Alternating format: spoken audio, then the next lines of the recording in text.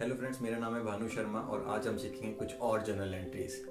तो सबसे पहली जर्नल एंट्री स्टार्ट करते हैं। अगर मैंने कोई फर्नीचर परचेज किया है तो मेरी एंट्री क्या होगी। अगर मैंने कोई फर्नीचर या कोई भी एसेट अगर परचेज किया है तो मेरी एंट्री बनेगी उस केस में furniture account debit to cash. अगर मैंने कैश में परचेज किया है तो मैं एंट्री लिखूंगा कैश। अगर मैंने बैंक के थ्रू या चेक के थ्रू पेमेंट करी है तो मैं एंट्री लिखूंगा बैंक, यानी furniture account debit to bank अगर वो चेक या बैंक के थ्रू पेमेंट हुई है, furniture account debit to cash अगर पेमेंट कैश में हुई है। तो अब अगर मैंने गुड्स परचेज किए होते तो मैं क्या करता।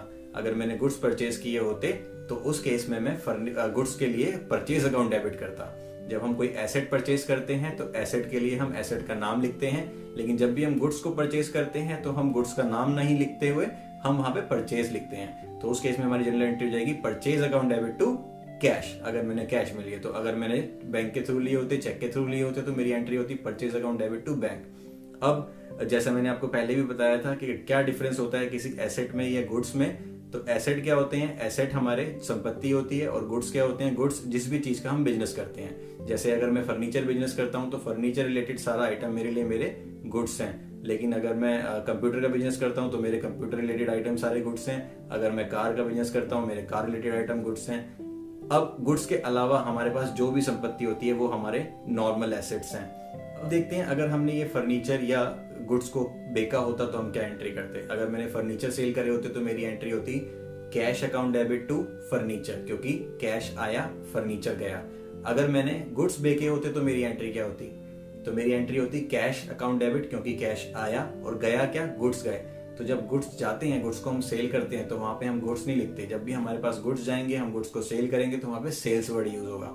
मतलब गुड्स के लिए अगर परचेज करा है तो परचेज वर्ड, अगर सेल करा है तो सेल वर्ड। अब समझते हैं डिस्काउंट क्या होता है। तो डिस्काउंट दो टाइप के होते हैं, एक होता है ट्रेड डिस्काउंट, एक होता है कैश डिस्काउंट। तो क्या डिफरेंस होता है ट्रेड और कैश डिस्काउंट के अंदर। तो ट्रेड डिस्काउंट होता है वो डिस्काउंट जो लिस्ट प्राइस पे दिया जाता है। जब भी कंपनी बायर्स को अट्रैक्ट करने के लिए, अपने प्रोडक्ट्स को सेल बढ़ाने के लिए जब कोई डिस्काउंट देती है तो वो होता है ट्रेड डिस्काउंट। कंपनी इस डिस्काउंट को कहीं शो नहीं करती, कोई इसके लिए जर्नल एंट्री अकाउंट ओपन नहीं करती, कोई भी अकाउंट इसके लिए ओपन नहीं होता है। दूसरा होता है कैश डिस्काउंट। अब सेल तो हमने बढ़ा ली, ट्रेड डिस्काउंट देके हमने अपनी सेल को तो इंक्रीज कर लिया।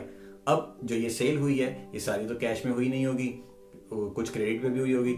अब हमें अपने कस्टमर्स को, हमारे बायर्स को अट्रैक्ट करना है कि वो हमें हमारी पेमेंट जल्द से जल्द कर दें। तो उस बेसिस पे हम उनको देते हैं कैश डिस्काउंट। कुछ ऑफर्स निकाले जाते हैं, जैसे अगर आप हमें पेमेंट अभी कर देते हैं या टाइम से पहले पेमेंट कर देते हैं तो आपको इतना कैश डिस्काउंट भी मिलेगा। तो ये होते हैं दो टाइप के कैश डिस्काउंट। अब डिस्काउंट या तो हम दे सकते हैं या हम रिसीव कर सकते हैं। जब हम डिस्काउंट रिसीव करते हैं, मतलब अगर हमने कोई प्रोडक्ट परचेज किया और उस केस में हमें डिस्काउंट रिसीव हुआ तो उस डिस्काउंट रिसीव को हम करते हैं अपनी जनरल एंट्री के अंदर क्रेडिट। लेकिन अगर मैंने ये डिस्काउंट दिया होता तो उस केस में मैं क्या करता, उस केस में अपने डिस्काउंट को मैं डेबिट कर देता। तो डिस्काउंट रिसीव होता है जो हमें डिस्काउंट रिसीव हुआ, और जो डिस्काउंट हम देते हैं उसको हम कहते हैं डिस्काउंट अलाउड। तो अब देखते हैं कि जनरल एंट्री में ये कैसे आएगा। तो हमारी जनरल एंट्री अगर हमने परचेज करी तो क्या एंट्री होती है, purchase account debit to cash, right. Purchase account debit to cash. और मैंने क्या बोला, अगर हमने परचेज किया है, हमें डिस्काउंट रिसीव हुआ है तो उसको हम क्या करते हैं, उसको हम करते हैं क्रेडिट। तो अगर मैंने कोई प्रोडक्ट परचेज किया, गुड्स परचेज किए, तो मेरी एंट्री है purchase account debit to cash, normal entry यही है। बस मुझे क्या करना है, मुझे क्रेडिट में टू डिस्काउंट रिसीव ऐड कर देना है। ऐसी अगर जब मैंने सेल की थी तो मेरी एंट्री क्या थी, जब मैंने सेल करी तो मेरी एंट्री होती है cash account debit to sales. मैंने क्या बताया कि जब भी हम सेल करते हैं तो हम डिस्काउंट अलाउ करते हैं, डिस्काउंट देते हैं। तो उस केस में जो डिस्काउंट अलाउ होता है वो डेबिट होता है। जब डिस्काउंट अलाउ अगर डेबिट है तो हमें क्या करना है, उसको अपनी एंट्री के अंदर डेबिट में डाल देना। यानी मेरी एंट्री क्या होगी, cash account debit discount allowed account debit to sales. तो मेरी एंट्री क्या हुई, जब मैंने सेल किया तो मेरी डिस्काउंट मेरा डेबिट में आ गया, जब मैंने परचेज किया तो डिस्काउंट क्रेडिट में आ गया।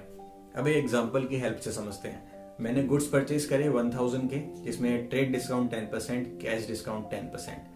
तो अगर 1000 के मेरे गुड्स हैं तो सबसे पहले माइनस होता है उसमें से ट्रेड डिस्काउंट, यानी 10% अगर मैं ट्रेड डिस्काउंट माइनस कर दूंगा तो 1000 में से 10% यानी 100 रुपीज जब माइनस होंगे तो वो कितने बचते हैं, 900।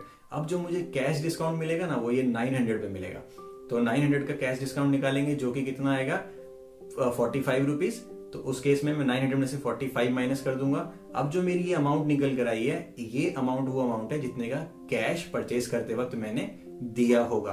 तो मेरी एंट्री क्या बनेगी उस केस में? मेरी एंट्री बनेगी purchase account debit to cash to discount receive. और जो डिस्काउंट रिसीव में मैं डिस्काउंट शो करूंगा वो सिर्फ और सिर्फ वही डिस्काउंट शो करना है जो कैश डिस्काउंट था।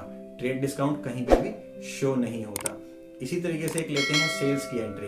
अगर मैंने अपने गुड्स बेचे हैं 1000 रुपीज के, उसमें ट्रेड डिस्काउंट दिया 10% और कैश डिस्काउंट दिया 10%, तो कैलकुलेशन वही है, 1000 में से पहले ट्रेड डिस्काउंट माइनस करेंगे, फिर कैश डिस्काउंट माइनस करेंगे, और मेरी एंट्री क्या होगी? मेरी एंट्री होगी यहाँ पे cash account debit discount allowed account debit to sales. और मैं यहाँ पे भी डिस्काउंट में कितना अमाउंट दिखाऊंगा? सिर्फ उतना ही अमाउंट जो मैंने कैश डिस्काउंट दिया था।